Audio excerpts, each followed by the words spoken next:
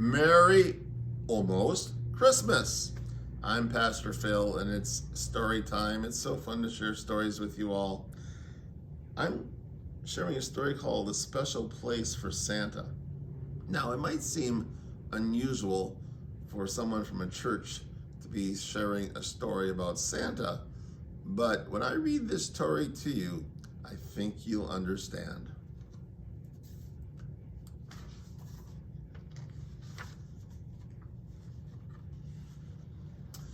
Once upon a time, not that very long ago, two women shoppers were talking, obviously very concerned. Buying Christmas gifts for the family and friends is one thing, and I'm glad to do it. But I'm afraid that Santa Claus is taking over. He's causing many people to forget the real significance of Christmas. I agree. After all, it's Jesus' birthday, her friend responded.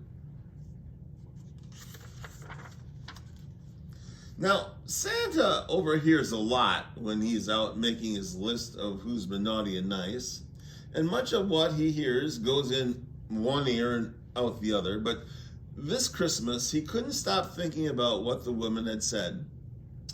Even while helping the elves load their sleigh on Christmas Eve, those awful words rang in his ears.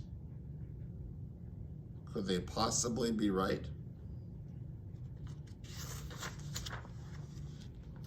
As he went from house to house delivering toys, Santa couldn't stop worrying. Some people do forget Jesus on Christmas. Could it be my fault? Santa's last stop, as usual, was at church, that he found a life-size nativity scene. Every year, Santa loved to be the first person to wish Jesus happy birthday, and he always brought a special present for the Christ child. But this year, Santa's footsteps were slow and heavy.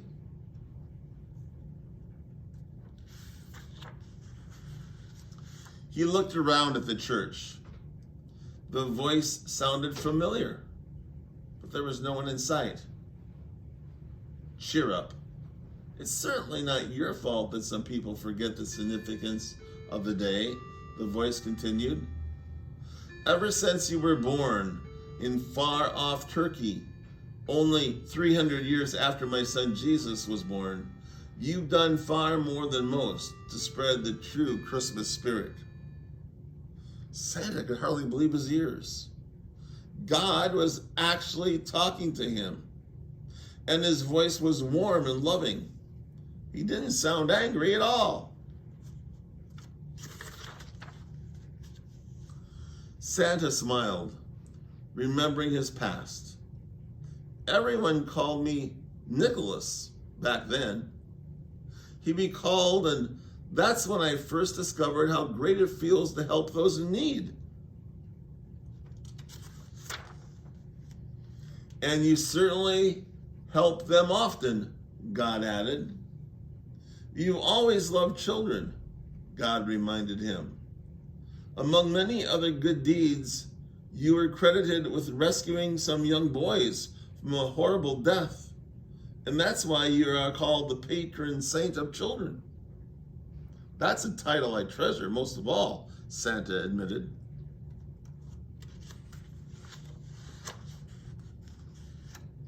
Santa pulled thoughtfully on his beard and looked down at his bright red suit. Red had always been his favorite color, even when he wore the red robes as a bishop. And here's Santa in his red clothes.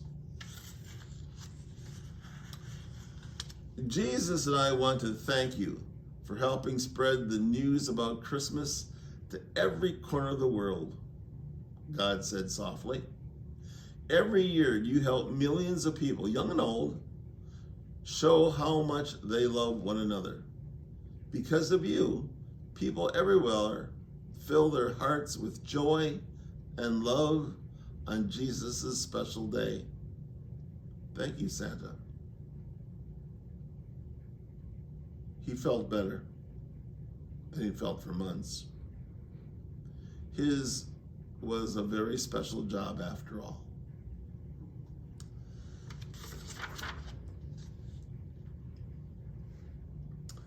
The morning sun streamed through the stained glass window of the church. It bathed the figure of the infant Jesus and Mary and Joseph in its bright, warm rays. Santa reached under the pew and pulled out the present he had brought for the Christ child. He knew he would have to hurry if he wanted to be the first person to wish Jesus a happy birthday. He ran up the alley, took off his hat, and knelt before the infant Jesus, where he reverently placed his beautifully wrapped package next to the manger.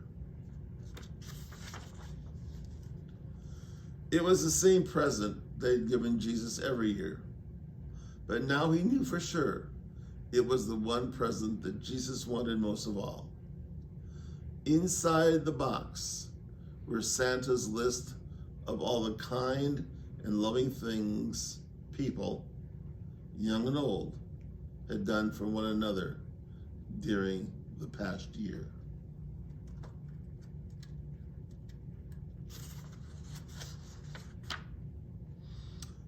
And that ends my story about a special place for Santa. And I want you to notice on the front cover, what does Santa do?